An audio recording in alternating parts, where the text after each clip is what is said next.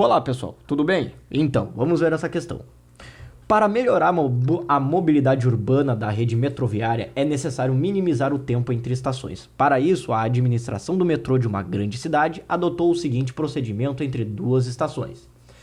A locomotiva parte do repouso com aceleração constante por 1/3 do tempo de percurso. Mantém a velocidade constante por outro terço e reduz a velocidade com desaceleração constante no trecho final até parar. Qual é o gráfico de posição, eixo vertical em função do tempo, eixo horizontal, que representa o movimento desse trem? Então aqui temos as opções, tá? Mas bem, vamos montar esse gráfico aqui. Pois bem, temos então o eixo temporal, tá? Que eu vou dividir em 3 seções, né? Que é os 3 períodos de tempo. E aqui, gráfico a ver com a posição. Aqui em metros, aqui eu vou colocar em horas. Quilômetros aqui é melhor. E bem, dividir em 3 situações, 3 intervalos de tempo. 1, 2, 3.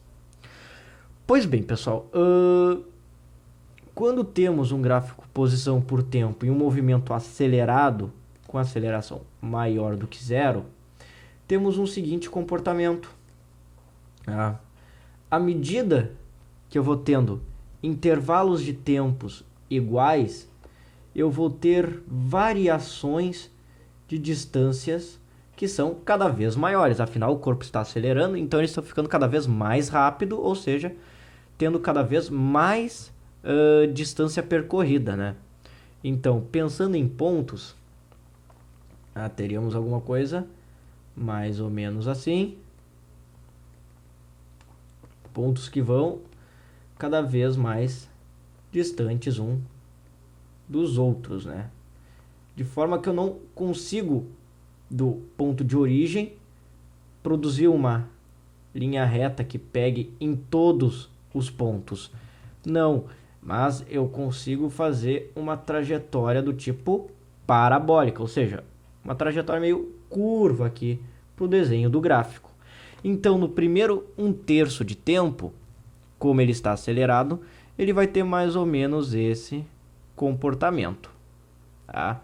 Uma subida, né? Vamos pensar assim. Bem, após esse primeiro intervalo onde ele esteve acelerando, disse que o trem passa a se mover com velocidade constante. Bem, quando eu tenho uma velocidade constante, eu vou ter em intervalos de tempos iguais distâncias percorridas iguais, né? Ou seja, e se eu tivesse um intervalo de tempo de 1 segundo, por exemplo, teria 10 metros percorridos. Bem, independente em que instante de tempo eu estou medindo esse intervalo, ele sempre vai, se for intervalos de tempos iguais, variações ou distâncias percorridas iguais. De forma que daí sim podemos fazer uma linha reta, quando a aceleração é igual a 0, né, que é quando a velocidade é constante. Então, nesse segundo terço de tempo, temos uma linha reta. Então, temos alguma coisa mais ou menos assim. E bem, numa situação onde a aceleração agora passa a ser negativa, que é a última etapa, né? Negativa. Bem, temos uma ideia análoga a essa aqui, né? Pensando assim, se a aceleração é positiva, podemos dizer que isso aqui tem-se um gráfico cuja inclinação vai aumentando. Bem, se eu tenho uma aceleração negativa, eu posso pensar em um gráfico cuja inclinação está diminuindo, tá? Que é onde teria uma aceleração menor do que 0, que daí seria o efeito oposto, né? Em intervalos de tempos mais distantes, né? Em instantes mais distantes, percorreria distâncias cada vez menores por estar desacelerando, né?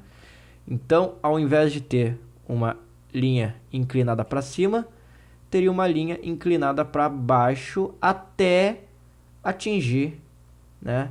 Até ficar na horizontal, que daí na horizontal significa o quê? Em inúmeros instantes de tempo, eu vou ter sempre a mesma posição, o que indica que o corpo não saiu do lugar, ou seja, chegou em repouso. Então, teria-se um gráfico mais ou menos dessa forma. Bem, analisando as alternativas, a que melhor, né, corresponde é a letra C. Tá?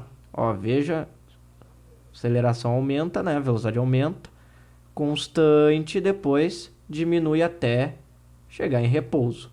Letra C, então. Certo, pessoal? Bem, espero que eu tenha ajudado vocês. Quaisquer dúvidas, postem nos comentários ou mandem para o e-mail abaixo. Certo? Desejo a vocês bons estudos e até a próxima.